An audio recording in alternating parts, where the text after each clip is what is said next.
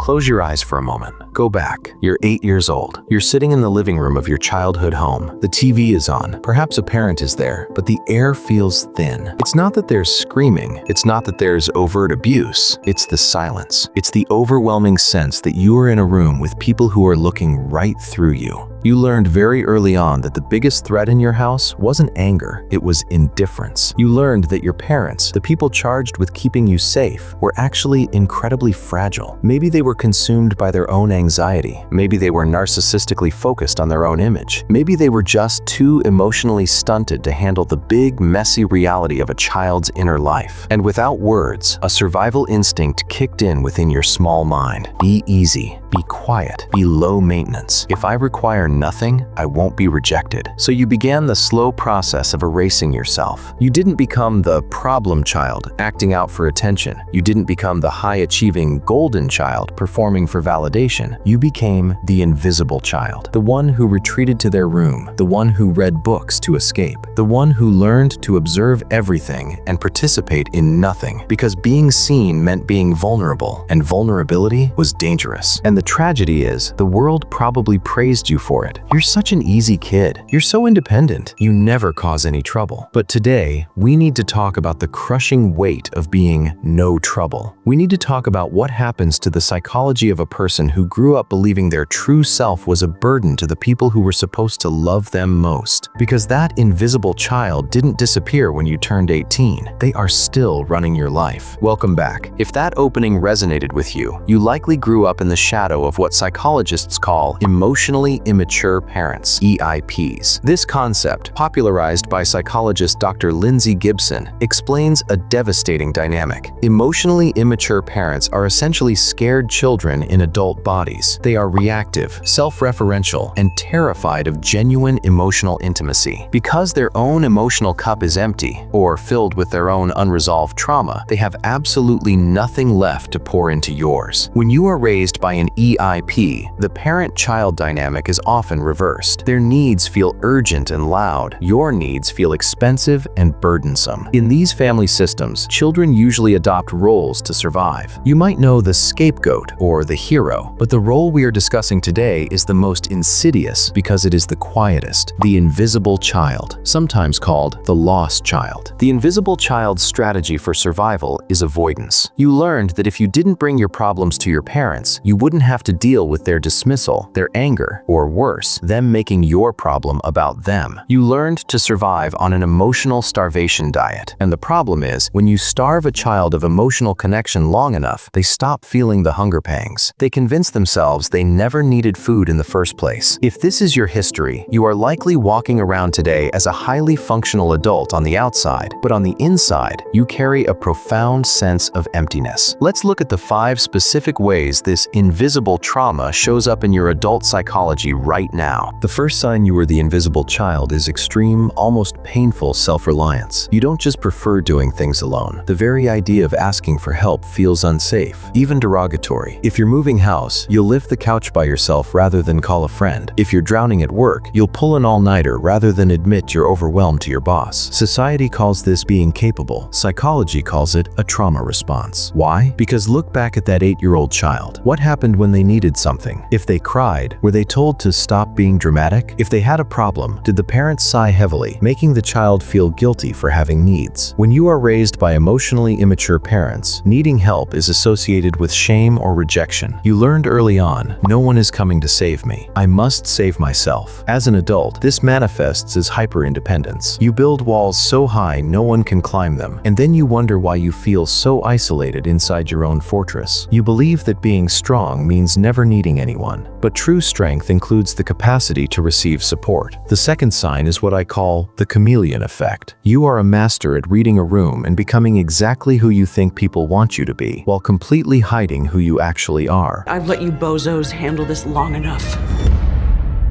We are doing this my way.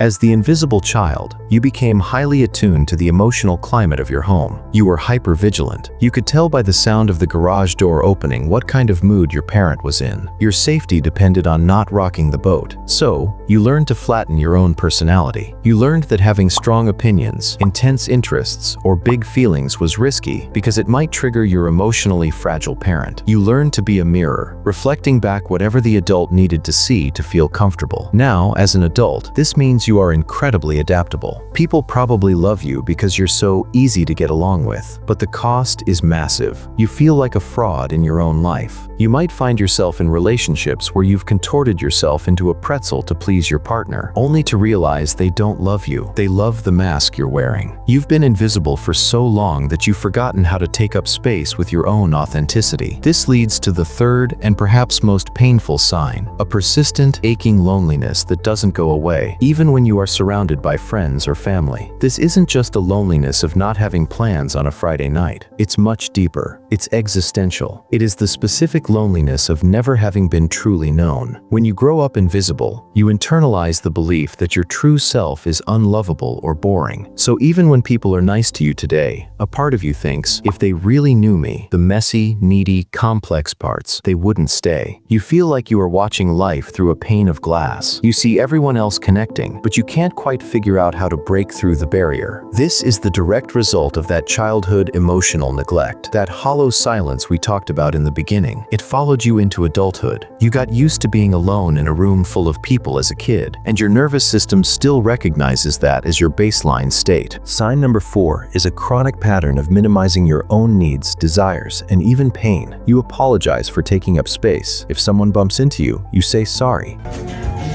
I'm sorry.